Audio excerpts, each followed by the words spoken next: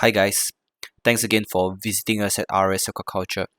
So in the past, we have shown you a lot of videos on softshell crab production, whether is it using our nice new yellow color boxes or are you using these floating boxes that you see over here, which could also produce softshell crab as well. In this video, I want to focus on the commercial aspect in terms of post-harvest and the global demand of softshell crab. So stay tuned.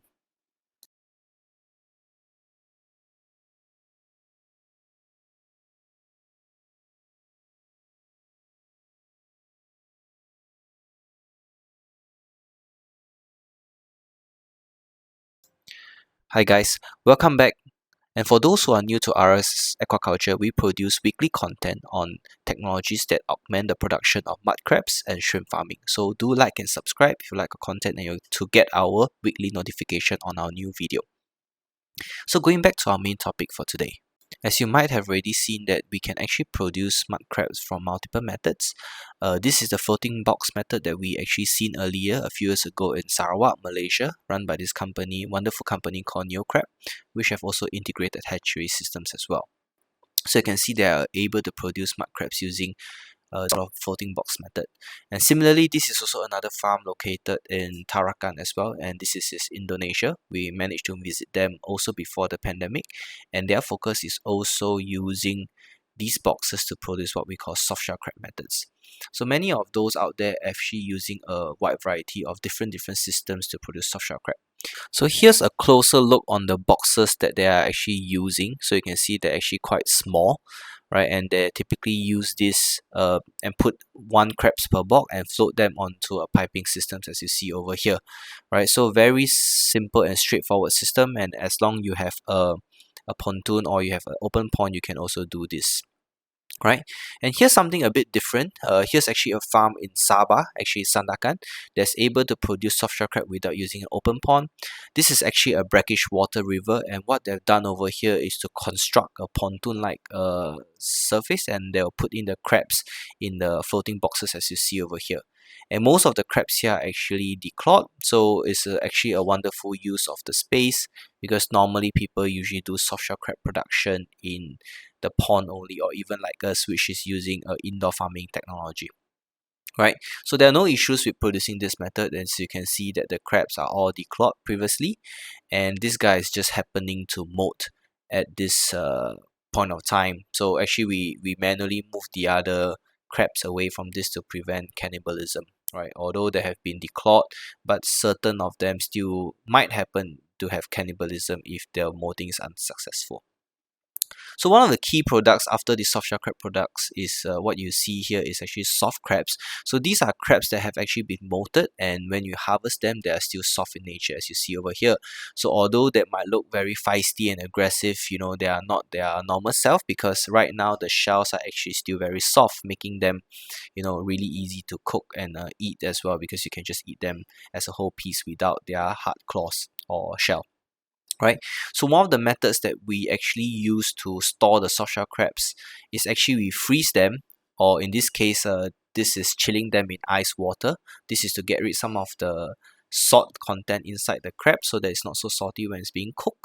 And we then freeze them into packets like these. So each of them have actually a label on the weight, and we freeze them along with water to prevent an ice burn. Right, so this is typically how it's packed.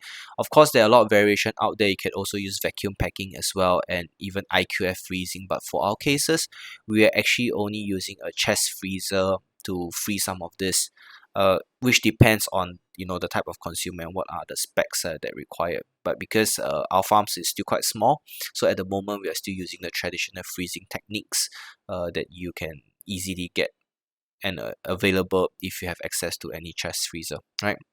So this is how we freeze them in bulk, and this is how it looks like. It can later be packaged into a carton in which you then sell to a retailer or even sell to restaurants directly or even to end consumer. Alright, so guys, I'm just going to quickly show you some of the trends with regards to softshell crabs. So the tools that we'll be using here is actually called Google Trends. So you can actually just access them with any of your PC browser, and you can search what is everybody searching for. Right, so for our case here, I want to be looking at softshell crabs. Okay, so you can see there are a few topics. Okay, so in this case, since we are located in Malaysia, I will be actually going into a worldwide kind of segment, and I'll be looking from 2004 towards the present. Alright, so this is what you see over here. So you can see that this is the interest over time. So it sort of picks up and goes up and down, right? Which is quite peculiar, right? Every year it has the same trends. Very similar to, for example, gym equipments that tends to be on sale or wish to have the highest amount of search volume, especially after January, where everybody's making a resolution. So that's the same for soft shell crab as well. Right, so the first thing you notice owing on 2004, we have a consistent trend of soft shell crabs. A lot of people are actually searching for the word soft shell crabs in the months of May and June, right? So you see that every year. Okay, every year May you have a peak in soft shell crab search results. Right, so if we look at the region in which are the top areas where who are searching soft shell crabs, you are actually looking at Hong Kong, Singapore, Vietnam. Malaysia is actually the fourth, and we also have US as the fifth.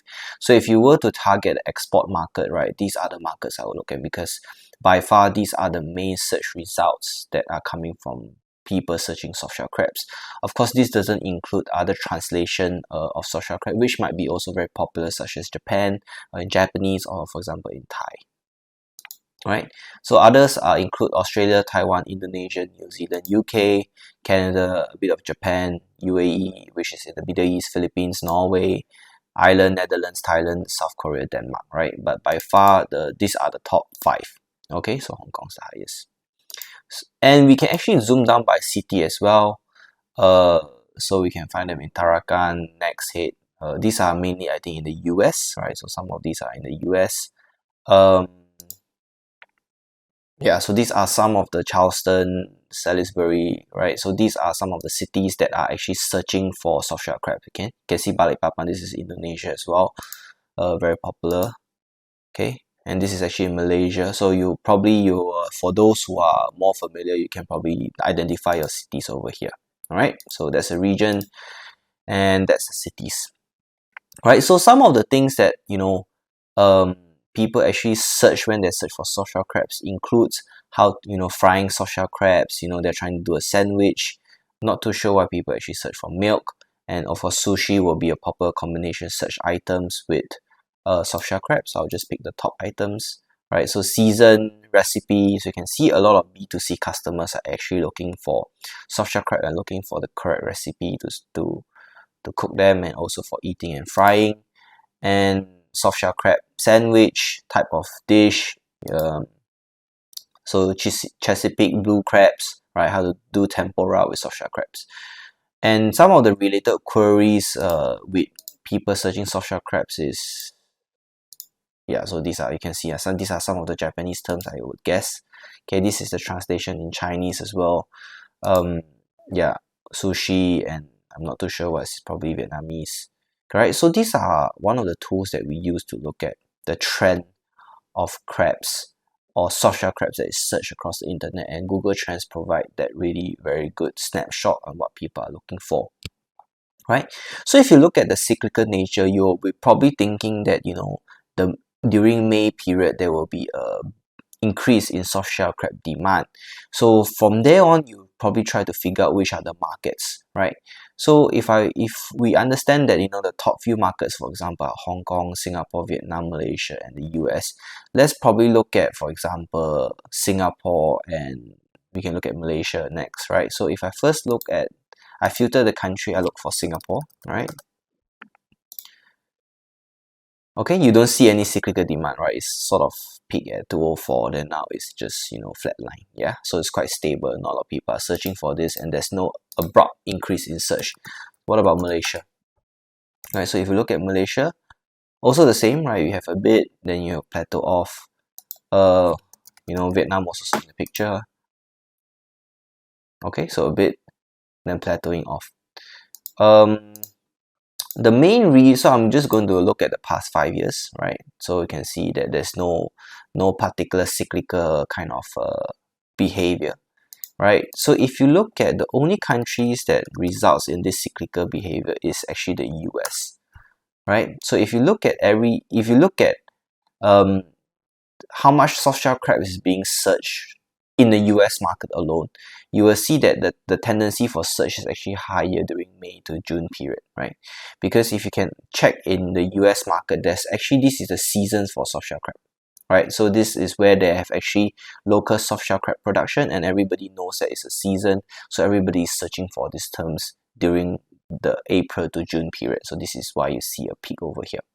But we do not see a similar peak throughout different countries like Malaysia, Singapore, Vietnam, because we do not have that cyclical production, right? So this is a very important important thing to take note. How does the consumer behave over time, and what part of the year do they have local production, and probably your production could fill in the gap between these periods. Alright, so hopefully this is very useful to you guys, for those who are focusing in soft-shell crab production, and you get to understand a little bit better on the types of demand and where are the hot spots to sell soft-shell crabs, and how do you anticipate what are the consumer behaviors. Alright, so for those who haven't subscribed, do subscribe so you can learn more, not just about aquaculture production, but also some of the commercialization aspect of it. Until then, I hope to see you back again at Rasa Aquaculture.